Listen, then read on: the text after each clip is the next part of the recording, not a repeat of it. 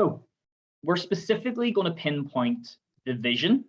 Now, we haven't a whole lot of time today. I normally like to do a vision exercise, but I'm just going to describe vision, and hopefully if any of you guys have any insights into what your vision is or what you think it should be or what you'd like to achieve, chirp in and please offer some engagement, because it makes it nicer and more engaging for the rest of us.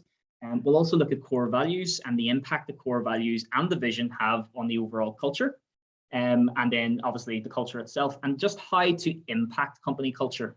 How do you decide when you need to make a change, or whenever you decide, do you know what, everyone's used to the change that's coming from the pandemic already. Now's the time to start that initiative that we previously wanted to do but didn't think it was the best time. Now is the best time. If you make any changes in the organization, there's never a good time, but now is as good as it's going to get, because there's a frame of mind that your team are already in, that they've built the resilience up to understanding change is going to happen anyway. And that's a mindset that you want to take advantage of. And I'll mention a little bit more about that as we go. So, culture, organizational culture. What is it? So it's not an easy answer. If I'm honest, you'll find many different types of definitions. This one is the values and behaviors that contribute to the unique and psychological environment of an organization. So that's very bland. It does describe it well, but for anyone else who wants to understand it, it's broken up into sort of two areas. And I felt that this wee image was good because there is the visible and the invisible elements of culture. So the visible, if you think of the iceberg model of, you can see 10% of what's going on, but there's like 90% going on there that's invisible, that actually has far greater influences on the organization. So it mentions here artifacts, the physical properties, the infrastructure of the business, and even the behaviors. And I'll give you an example of that, okay? So I think it's fair to say we've all walked into a restaurant or a cafe close to closing time. You're half worrying, am I too late, but I still need to eat, or I still need to have that coffee, and you sort of get the eye roll, or you at least notice one waiter or waitress who they're just raging that you've walked in at 9 o'clock and they're closing up at 9:30. And that's culture. That's culture. That's a feeling of culture that just because on that night they come across like they just want to get home doesn't mean that it's always like that, because culture changes and it's diverse, and it's almost a living, breathing thing, because it's manifestations of the behaviors of the organization, which is your team. And obviously the metrics, so how are you measuring things, the outputs, performance of the organization. So on the face of it, you might look at an organization and say, you know what, they must have a great culture because they're smashing their goals, they're expanding, they're bringing on new employees. There's 90% of stuff going on there that doesn't tell the whole picture. So you can't measure everything. It's the invisible that you really want to focus on, because as it says here, it is harder to change. And this is the built-in beliefs. This is the values and the assumptions that your people and your team make day in, day out about what's achievable, about the type of people they want to work with. And that's why it's so important. That's why it's so important to understand that company culture is at the bedrock, the biggest probable influence that your organization will have. Yes, money is important. It's the main function of every business, okay? But if you want to be a successful business, culture is the go-to. It's the number one thing that you need to focus on. I think when you have that attitude of, we've all heard, this is how we do things around here. I think that's fair to say. And that can be a really toxic sort of phrase to make, simply because there's an embedded mindset. There's an attitude that this is the only thing we can achieve, or, the only way we can achieve that is if you put more money into it. And as leaders or people even just working in an organization will have all heard that before, or maybe even said it ourselves, if you pay me more, I'll work better. Well, the studies prove that that's not true. And it's actually far more important to look at the intrinsic values of organization or of your teams, what interest people directly. Have we come there? Just let them in. So it's really, really important to focus on that and to understand how important culture is in the long-term success of the organization. And I just wanted to highlight some of the things that influence culture. And chirp in at this point as well. If you want to add something to this or you disagree with any of them, please let me know. So the first one would obviously be just diversity and inclusion. If you don't have a diverse organization or you're not including people, and this, people automatically think, it goes far beyond even just, color, race, it goes far beyond even beliefs. These days there are far more detailed and comprehensive assumptions and beliefs, like we mentioned there, that you would normally come across. And it's important as an organization to make sure that you're providing an atmosphere and creating that psychological safety that people feel safe to be included. I may get this wrong because Sean usually says this, my business colleague, but it's really, really important to understand that diversity is inviting people to the party, and inclusion is in speaking to them when they get to the party. So it's nice whenever you invite people in, and it's good to be diverse and people from different geographical backgrounds. But it's important to understand that when they're there, you have to go a little bit further and create that environment, that culture that they are included in. Equality goes hand in hand with that as well, making sure that everybody is getting their first fair opportunity. Company size can have an influence, so I'll mention subcultures later on. It's really important to understand, just because the company may have a great culture overall, you're still going to have those subcultures. One team you'll know within your organization probably works really well, and another team seemingly is given all the same opportunities to do well, but don't perform just as well. And that's where myself and Sean, and the work that we do with Core Impact, we're going into organizations, focusing on the culture, focusing on performance. And we come up against this a lot. How can we get one team to either match what everybody else is doing or surpass? And we always focus on the culture. We're focusing on the things like, is there a subculture going on? And is there a combined culture even? Do you even understand what you're trying to achieve with your team? So company size can definitely have to play a big factor in that, geographical sites, etc. The business environment. So what type of environment are people working in? If people aren't happy in the environment, it will impact the culture overall. It will create an atmosphere of people being a little bit disgruntled, and therefore it's going to have an impact on the outputs of the organization. Company structure. So, I think we've seen a lot of examples over the years ourselves in the work that we do. Sometimes, I heard an example recently of an organization who maybe only had about 20 employees, but there was nearly 7 managers. You may have to look at your structure if you have that many managers in place, because how effective could their role truly be? Surely they should be able to manage more people. So in that sense, you'd be thinking, well, if the structure isn't in place and it's not effective, there is going to be downtime. It will impact the culture. People will have perceptions of what the company can actually achieve. Governance, so ethics, making sure that you're doing the right thing as an organization from an employer perspective, and from the macro environment's perspective. Those things can really have an impact on the culture. If you take the example of Elon Musk, and I know we're going further afield across the pond now, but there was a few governance issues that he was actually held accountable for, and between him and Tesla, and because he didn't have enough of a diverse group in the board, and that was a governance issue. So they decided to enforce, which they can in America, him paying a fine and changing his actual board. So it's important that that if you're taking time with governance, that you're very, very careful what impact it's going to have on the rest of the organization.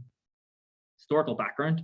It's hard to shake off bad press, but also it's hard to shake off positive press. And I'm cautious to make sure that I'm saying that, because when you go so far to do good, especially in the community, within your team, inviting partnerships with charities or just local community groups, that can have a massively positive impact on your culture. And there's an attitude there that can actually spill into, there's a perception there that can spill into your recruitment.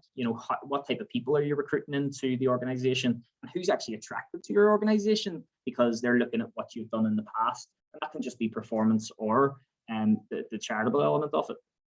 Your employees, and this is the most central thing, your team are the people who are the culture. They make it up. They have the behaviors. that are impacting the organizational culture, and they're who, as Core Impact, can help you support. Because if you're not focusing on your people, your culture is going to slide and you're going to have major issues. Competitive advantage might as well go out the window. Customers, of course, can have an impact on the culture. So if you're not performing well, your customers aren't happy. Just remind yourself that, you know, as a business, our main function is to profit. Even charities need to get profit in order to take that money and do something good with it, with social value. But customers are key, and the organizations who listen to their feedback from their customers and are very central, or they put their customer feedback central to their next steps, are usually the ones that have good culture as well. And then lastly, just the type of business. So of course, a manufacturing business, sometimes you can find it can be heavily male dominated, and therefore there's a certain type of banter that can come with that. And that's okay as well. It's just whoever is attracted, as long as the organizations are taking the time from the diversity and inclusion and the quality perspectives, that they're taking the time to care enough to you know, make sure that they're level in the playing field a wee bit. And I mentioned an example of hospitality and how the culture can be impacted based on time of day, or, you know, alcohol or anything like that. So that being said, vision. Well, what is vision?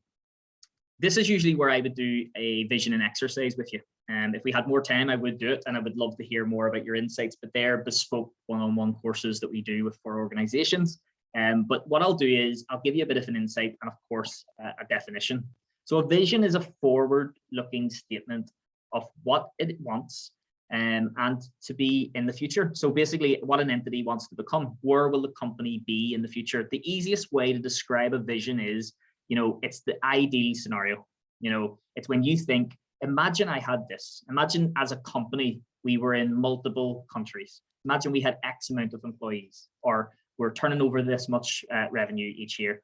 That's a vision. And having a very, very clear vision is hugely, hugely important to the organization's success.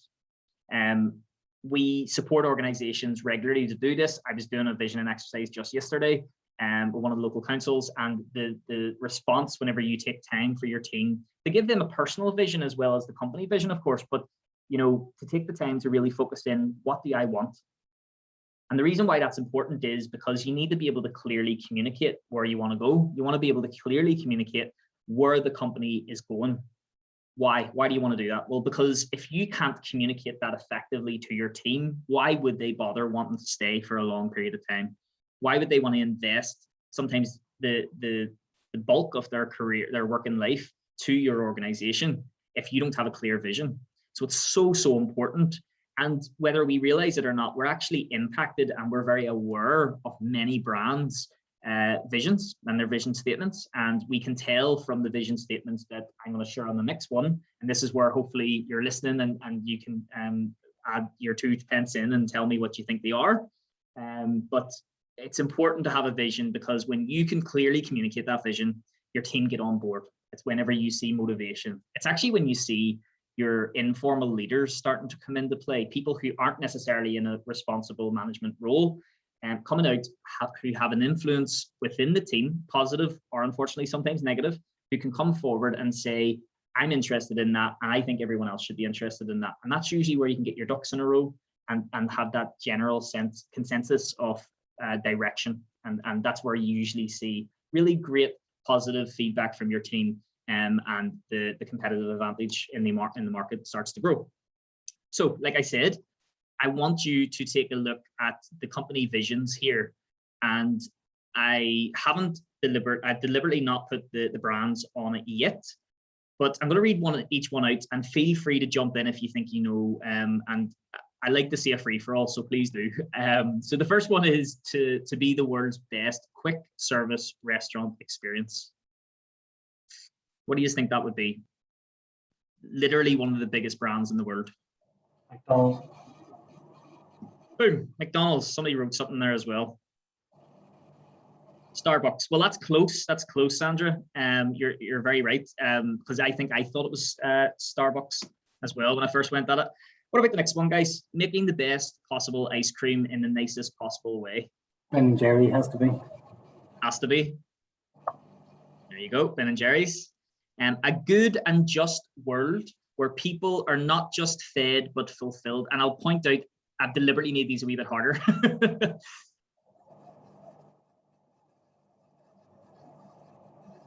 Any guesses for that one? No? I'll give it 3, 2. What was that? Burger King. Sorry? Burger King. Burger King. Close. Well, not really close. It was Kellogg's. But you know, sometimes you look at it and you look at McDonald's one and you go, yep, 100%. When you see it's McDonald's, you're like, yep. Ben and Jerry's, of course. You've mentioned ice cream. Ben and Jerry's is one of the biggest brands. You're going to mention that. Kellogg's, that one threw me off a wee bit. And I thought it would be good to share because that's what I mentioned on the last slide. You know, we can identify somebody's a brand's vision very clearly in some aspects. And you kind of argue, well, yeah, okay, Kellogg's do that, but are they really achieving it? And that's why sometimes companies bring Sean and I in to help them really, really redefine what their vision is so that it aligns with what they're actually doing and what they want. And the last one is to bring consumers safe, high quality foods that provide optimal nutrition. Any guess on that one? Like, this one is very difficult. Like, be very surprised somebody got it.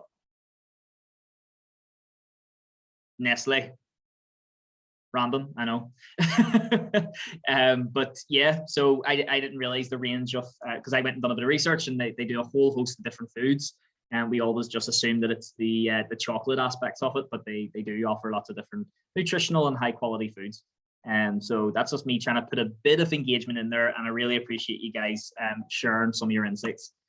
So why are we looking at core values?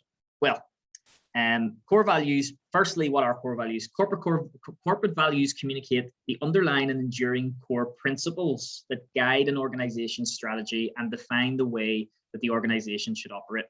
Okay, so basically, it's the behaviors and the attitudes that make up that culture. Okay, and when I say here on the slide, think of the lines in the road. Okay, the way I always love to describe vision is it's if you put your destination in a sat nav, okay, and you're traveling towards that destination, the vision's the destination. It's the place you want to be. It's the absolute best case scenario.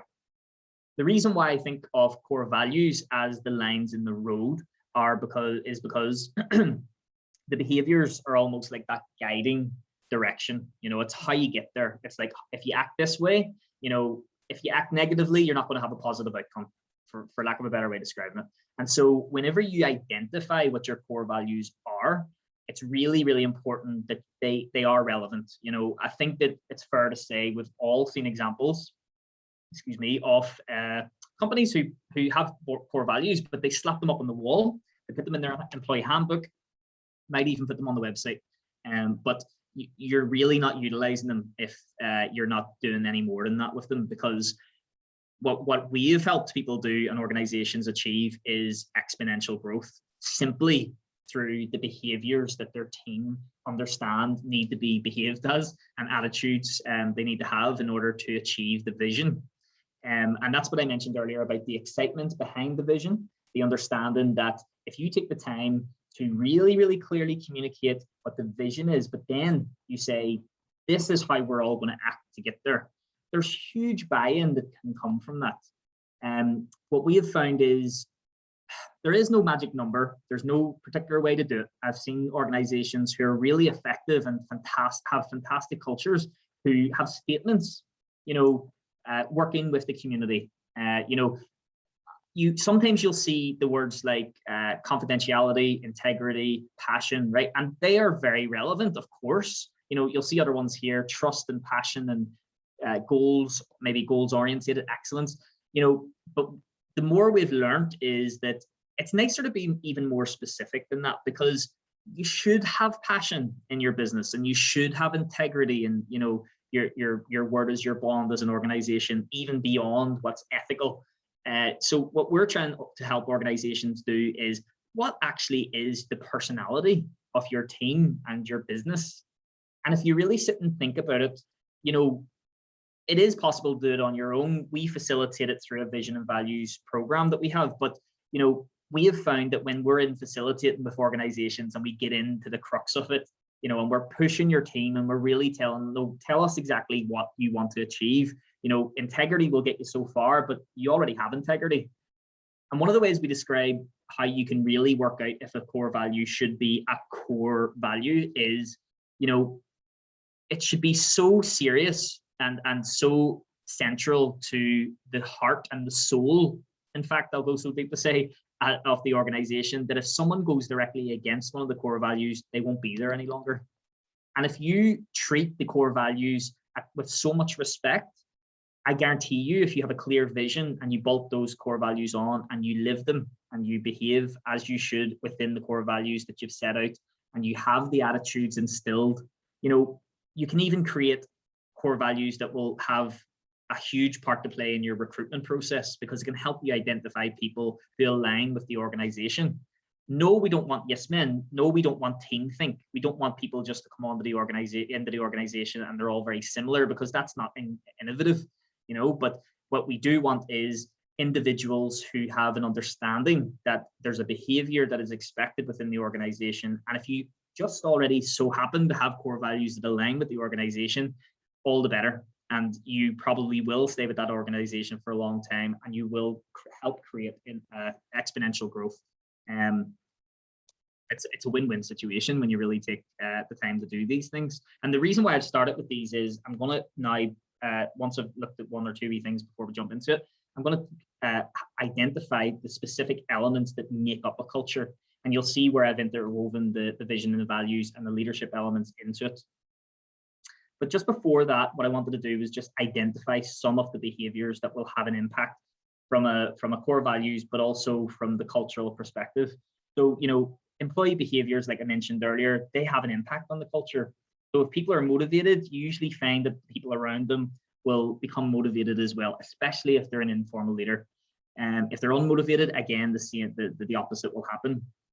That's where you find the subcultures. That's where you find the teams who are just outperforming everybody else. They sit in the same office, they sit at a different part, they're working on a different project, which is very similar to the other teams. And you'll find that there's usually one or two teams who just completely surpass everybody else. And that's a subculture. And it's about influencing that subculture in a positive way. And that's where the high performing teams and the underperforming teams will reside. The subcultures where people aren't feeling motivated. And that's where you're usually going to find that they're not performing very well. And usually it's because there's a lack of leadership, or there's a negative influence of informal or even formal leadership in that team.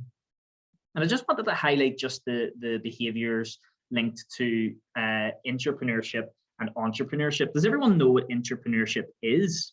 Just before I sort of give a bit of brief overview of where it plays a part in culture.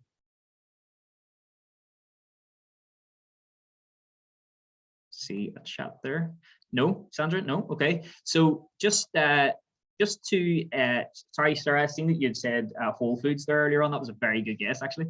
No, okay. So most of you haven't come across the term intrapreneurship, right? Well, we all know what entrepreneurship. Well, I assume we do. People who identify an opportunity and they make money out of it. Okay, and that's very, very, very simplified version. But intrapreneurship is very similar to entrepreneurship, except the behaviors, the aspects of core values and the attitudes that the people who have entrepreneurship skills showcase are the same as those who have entrepreneurship skills, who are entrepreneurs. The only difference is entrepreneurs start businesses and they work for themselves, and entrepreneurs prefer to scale up through organizations very, very quickly. And you'll have worked with people like this. You'll have worked with people who, you'll have worked with people like this who just shine. They just stand out. They just, scale the organization very, very quickly. And they display skills that you think, whoa, we need to hold on to that person. What you usually find with entrepreneurs is they scale up to the top of the structure very quickly, and then they step onto the next company and bigger and bigger again. And they just prefer the security that comes with that. And it's always interesting to try and have an understanding of entrepreneurship, because it almost frames it a little bit different, doesn't it?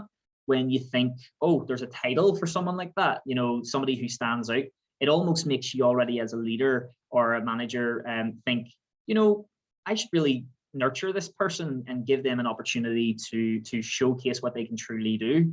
And I've known and I've read many studies about and examples just about businesses who nurture those types of people, and in the understanding they might not have them for a long time, but while they do have them, they can benefit from their outputs. They can benefit from the brand, the personal brand that they create for themselves, and how that creates that historical success that we mentioned earlier that impacts the culture, and other people then aspire to be like those people.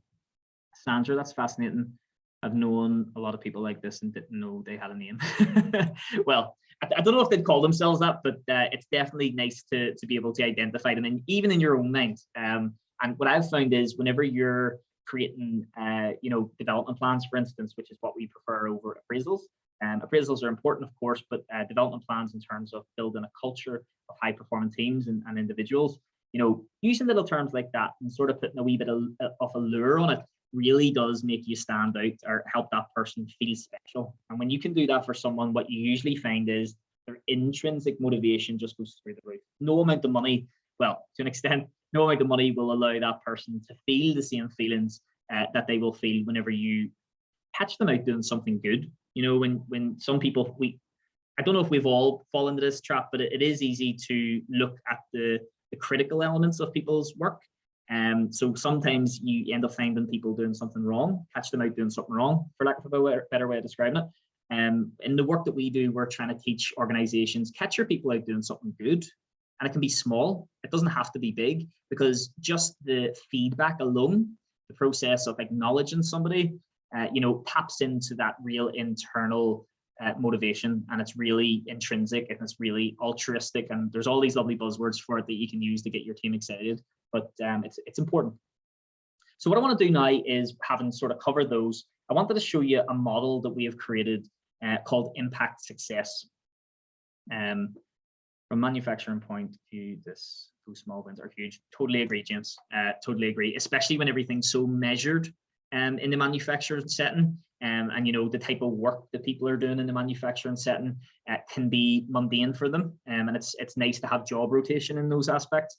But whenever you're given that type of two-way communication feedback, asking how they think they're doing as well as what you think they're doing.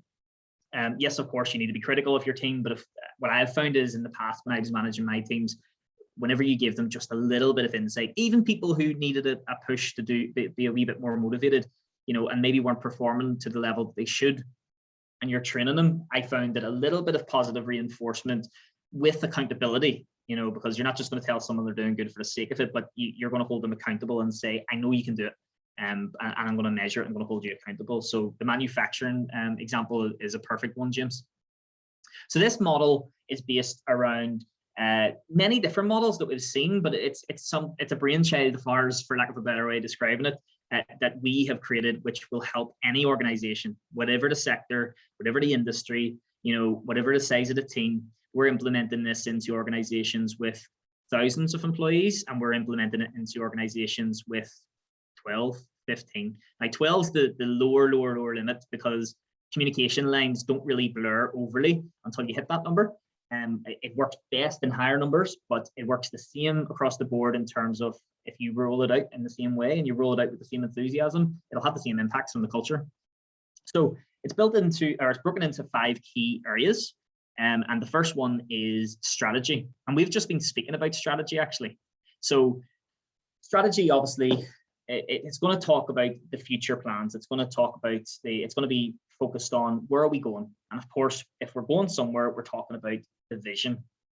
And I've mentioned here to be a global organization that meets all personal development needs. And that's something that we hope to achieve. That's something that we as Core Impact want to achieve. And I wanted to put that in there just to share ours.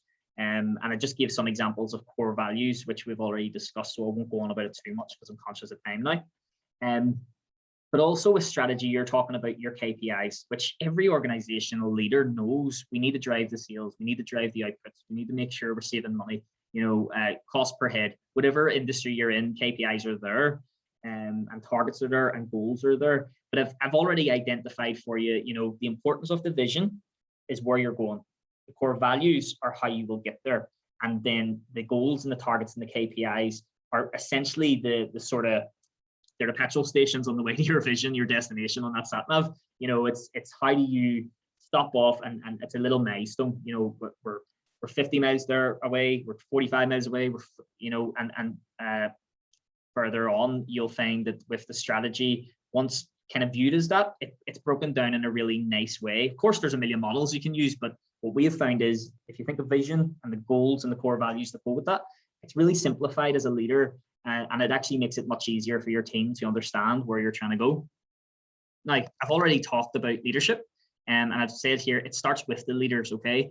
It is important. We mentioned entrepreneurs. Usually you'll find that entrepreneurs are your informal, who turn into your formal leaders, right? So the idea being, you identify somebody who has influence. Remember, leadership is essentially just influence with others, okay?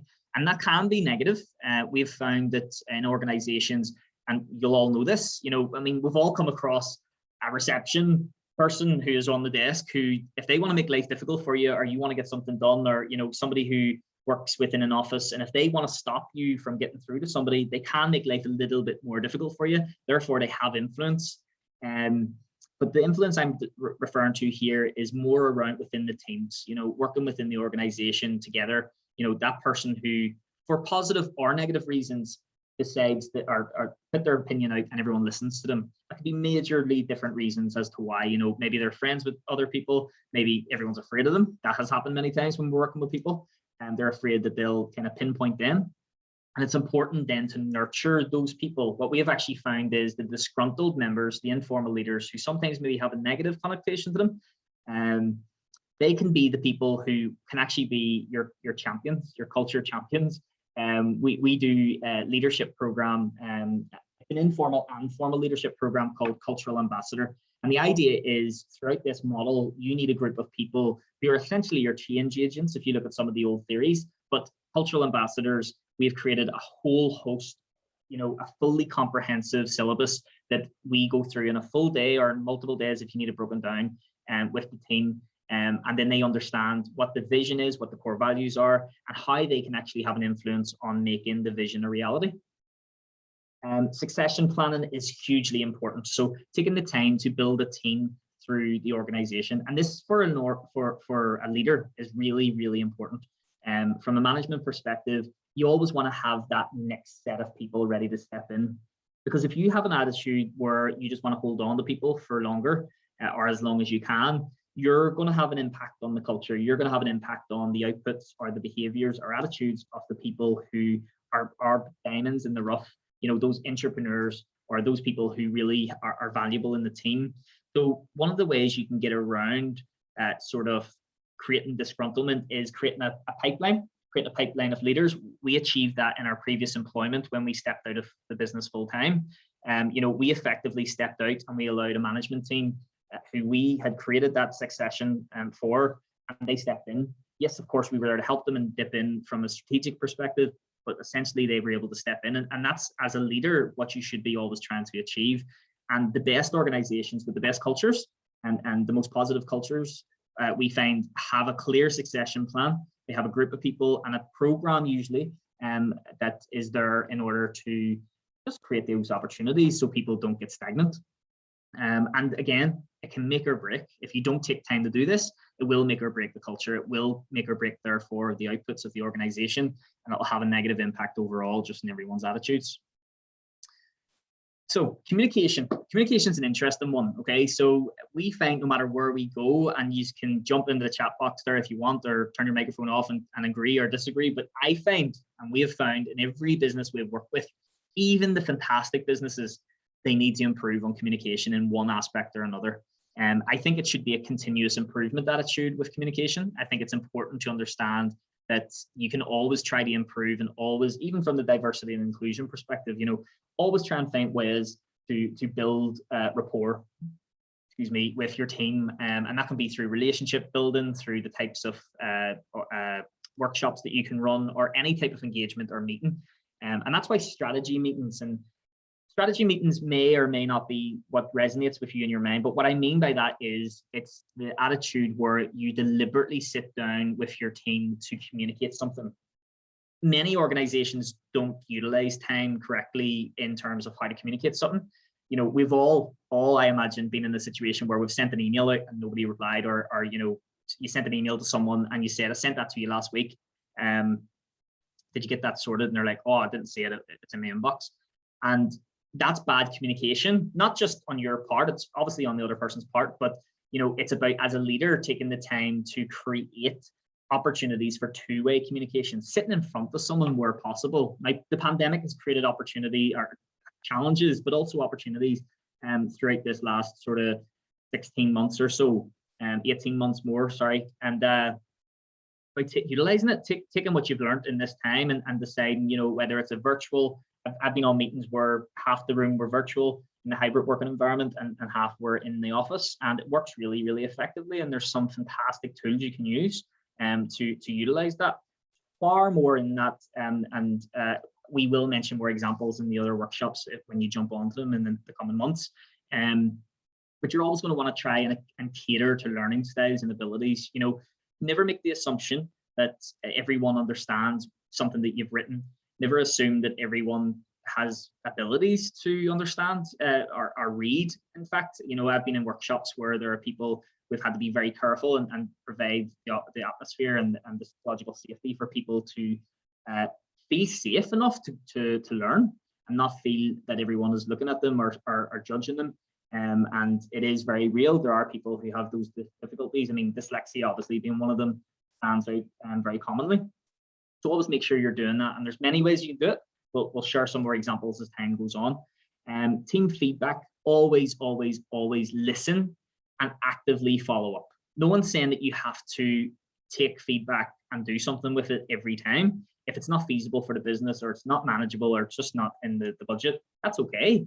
But always be open and transparent. Always give the opportunity for the team to know that you've taken the time to listen to them and you've taken it on board and you've actually taken the time to think, well, would it work?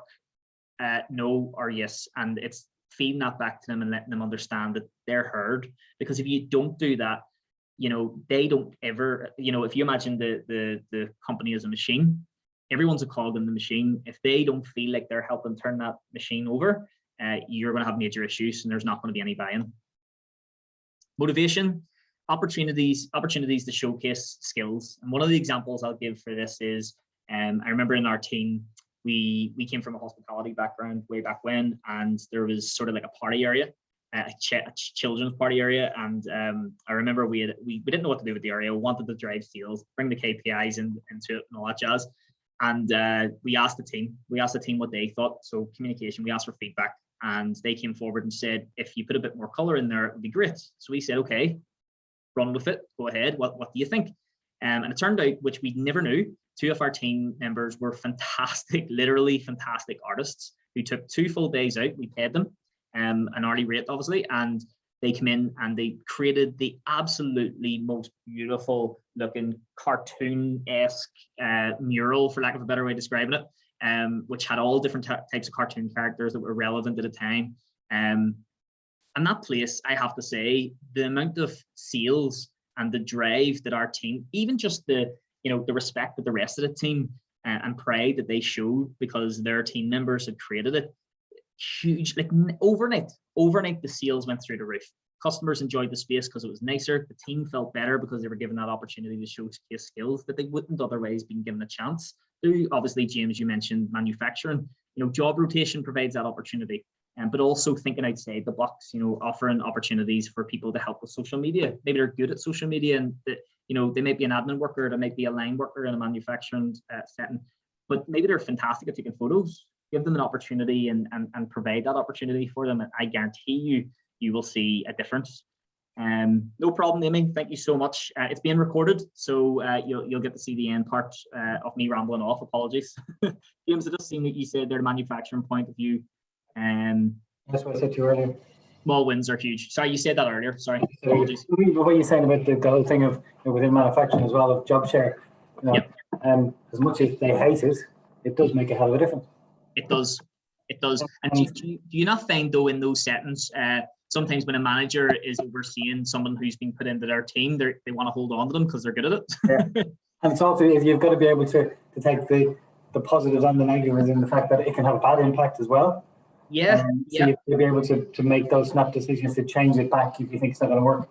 Yep, you're totally right, because albeit like I said earlier, when you're having those one-on-one chats, really important to understand that it doesn't always have to be for positive reasons. Let's face it, 9 times out of 10, if you're having to sit down with somebody And that's what sometimes is impactful in a negative sense on the culture, is that you're only speaking to them because there's something bad that's happened, or they've done something wrong, or they're not performing.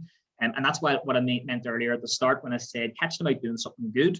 And job rotation and job share is a really great way, if it's done comprehensively and really managed well. It's hugely beneficial to the organization, not just the team. I can see, Katrina, you've written, sometimes having those chats and getting to know your team makes everyone feel a little more comfortable and encourages them to open up and showcase other talents and qualities they have. You're totally, and that's exactly what I'm trying to underpin here. Give the opportunity to your team to showcase what they can do. I've reams and reams of other examples of how this worked and really, really positively worked for our team. Even the charitable aspect of it. We had a team member who we never knew. She was so interested in the NSPCC. We just said to her, look, we would have done it. We started getting really busy, and we said, you know what, we're going to try something. We're going to try it once and see how it goes. And if it goes well, we'll let you run with it every other time. And that something was, allowing the team to choose who the charity we would donate money to for 1 year would be.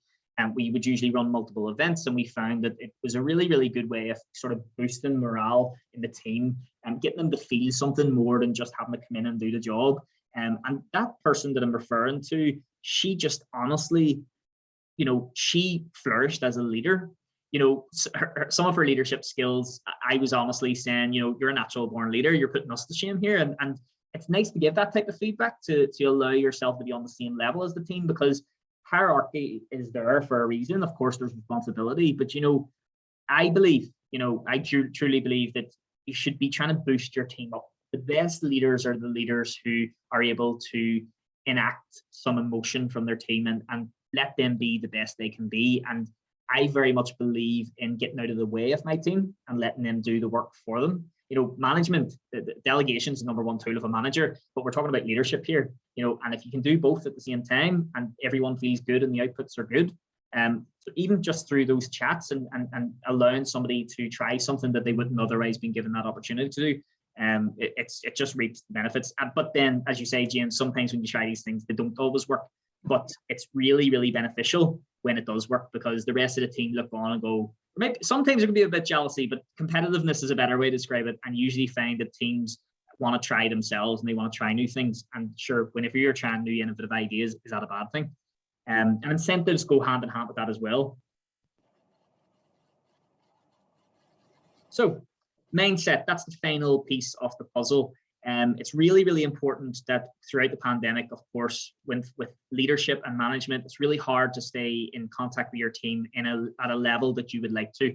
Now, some people have become very good at it, and I've seen some fantastic organizations and examples of teams actually just flourishing, and it's good to see.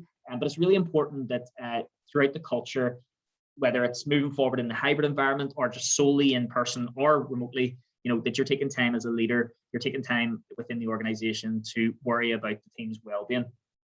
Not just inviting people in to do morning coffee mornings or, just some of the stuff I mentioned there where you can get them to be excited, but really going a little bit further and having a genuine relationship with your team. In effective leadership, which we'll do in a number of weeks, we're going to talk about how it's really important to be open and transparent with your team, because even though you're being a bit vulnerable, you're actually showcasing that you are human and that you don't get everything right, because you will get caught out if you try to do everything right. We all have in one way or another. So it's important to understand that you're taking that time and catching them out to making sure they're doing something good and that you're providing the opportunity to sit down and chat. When you're checking in, don't check in, don't check up. Don't be checking in on them just for what are you doing and at the start of the day and the end of the day. Of course, that's nice. Put a personal spin on it and you'll find that the team really buy in. Terminology is really important.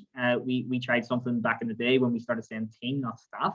And it was really important for us to do that, because the running joke was, if anyone said staff, they had to almost be shunned. It was a case of, hang on a minute, we're not staff members, we're team members. And we trialed that for about 2 or 3 months. And honestly, we deliberately started using the word staff after 3 months again, and we found that the team was correcting us. Cohesion massively improved in terms of outputs of the tasks we'd asked them to do, and it was just really good. And just help your teams achieve their own potential. And I give a couple of examples of where they met theirs. This is what the model looks like. essentially, if you imagine that the 5 key areas I just spoke about, they're your 5 key nutrients. They're what's in the soil before you grow something. Okay, and you'll always notice that anytime we put our logo out, we have a tagline called engage, enable, empower. And that's a process that we use when we're engaging with people. We love sharing it if you want to learn more about it or what that looks like. Essentially, it's just providing opportunity and making sure those chats and those accountability chats are there. And what you find when you take the time to build those relationships with your team is there's empowerment. And from empowerment comes these types of outputs, you know, your teamwork, given time, leadership qualities coming through, retaining your best people. I'll give you a perfect example. The team that we had, we at one stage for a 2-year period in a hospitality setting now, we had 0 employee turnover for that full 2 years. Nobody left. And if you know anything about, well, business in general, but it's, obviously you all do, but what I mean is hospitality, you know, it's huge turnover rates, especially with student age groups. And for us, we had 18 to 24-year-olds, the majority. No problem, Sandra, thank you. I'll let you shoot off. Yeah, so it's really, really important. The one last thing I wanted to showcase for you is, well, what do you do next? You know, you've heard me rant on here for about 45 to 50 minutes about culture and how you impact it. So what do you do off the back of this? And the very first thing I would say is it's important for you to do a bit of a temperature check on your team. Like we help organizations do this, but you can do it yourself. We have found that the us being so impartial helps a lot. We've found that's one way for people to feel happy enough to showcase or actually say what's actually going on internally. But it can be done internally. So a survey, a simple online survey, with the right questions, nothing too leading, but just so you can get a good temperature check on where the team at. And that's when you want to start then identifying your leaders. That's when you want to start trying to roll out a program like Impact Success. And one of the very simple models I wanted to show you just to finish off now is Cotter's 8 steps to change. And if you've never seen Cotter's 8 steps to change before, thanks, Katrina. You're right. Good soil. Company grounding obviously does produce a great tree. And that is the team. You're right. That's the outputs and what the team achieve. Just so you are aware, okay, so we do use this model throughout the program. We use different models, but essentially the 8 steps are just a really tried and proven method that has been about for a long time now. It's very simple. I mentioned the vision. Well, if you imagine the vision, it's mentioned in this actually, vision's like the 3rd step. So whenever you create a bit of urgency, remember I said clear vision of what you're trying to achieve. You know, an inspirational leader or any type of leader who is going to take full responsibility for any type of change. It doesn't have to be grand scale cultural stuff. It can be small micro cultural stuff, subcultural stuff, small changes, little outputs. Start with one team, create a bit of urgency around it and form a coalition. Make sure that you've got that clear vision and you want to create a vision for change. Once you've created those things, you can then move on to the next steps, which are communicating that vision. Okay, you need to communicate very, very effectively. Why? Because if you don't communicate effectively, the team don't know what they're doing. They don't know what their part is in the overall mission. And if they don't know that, then they're going to get disgruntled. They'll start well, but they will lose faith because they won't understand what they're actually trying to achieve. So that's why it's so important. Empower and action. And the way you do that is through that coalition of people. You make sure that they're actually out there actively providing accountability for any changes being made. And that's what leads to quick wins. And James, I think you mentioned something about that there earlier, and you're right in terms of any type of change, whether it's literally putting a cooler in the corner and you want people to use it, or it's a policy change or a new way of doing things in a process. It's always important to create quick and easy wins, and so that people can see it, they build a bit of momentum, and then they felt like they're actually getting somewhere. And that's where you build on the change, and that's where you make it stick, and that's where you will change the actual culture. Guys, that is the